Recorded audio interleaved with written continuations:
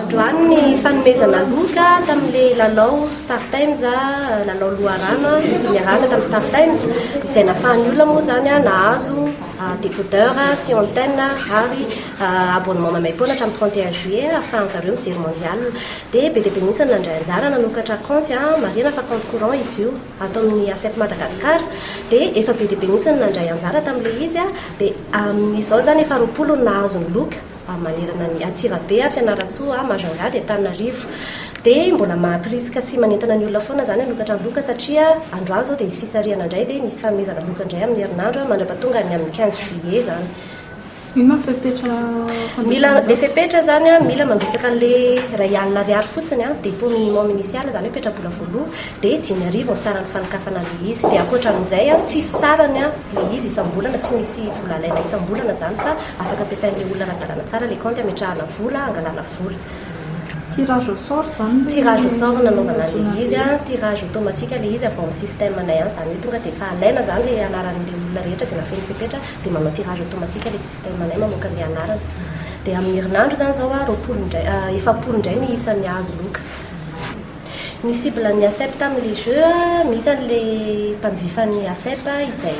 efa manao maka vola mindrana vola amin'ny ASEP fa misy ihany koa zany ny mpanjifa voa izay sotomina satria tolotra ohatran'ilay tolotra mahazatra any amin'ny banque le izy compte courant dia misy ihany koa zany mpanjifa vaovao izay nanokatra compte manokana mihitsy ho atao ametrahana vola sy anaovana tahiry dia ny cible ny ASEP zany tamin'ity indray mitoraka ity tsy mifidy fa izay olona rehetra zany mihoatra ny 120 taona dia afaka nanokatra ny compte courant io daholo. Nararotana mihitsy ilay izy zany tamin'ny mondial satria betsaka amin'ny client ny ASEP no mbola tsy manana an'ireny télé ireny décodeur ny mijery an'ireny ahafahantsika mijery an'ireny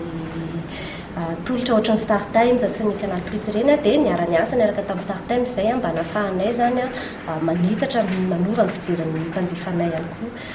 Inava ny tolotra omen'ny ASEP Madagascar? Ny ASEP Madagascar zany amin'izao dia ankoatran'ilay tolotra izay efa fantatritsika ma microfinance anazy moa zany hoe mpampindram-bola dia misy tolotra marobe izay ahafahan'ny olona mindram-bola arakaraka ny filàna hoe tia hanitatra ve izy ny tsenany na ny zavatra izay ataony fandrarahana izay ataony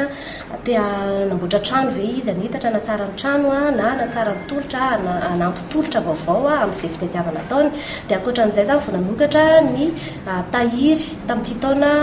2024 ity ny ASEP Madagascar ny tahiry zany dia tolotra manokana indray ahafahan'ny mpanjifa manao petrabola ary azahoana zana-bola izay tena tsy mena mità mihitsy le izy raha oharina amin'ny concurrent ny ASEP amin'izao fotoana izao.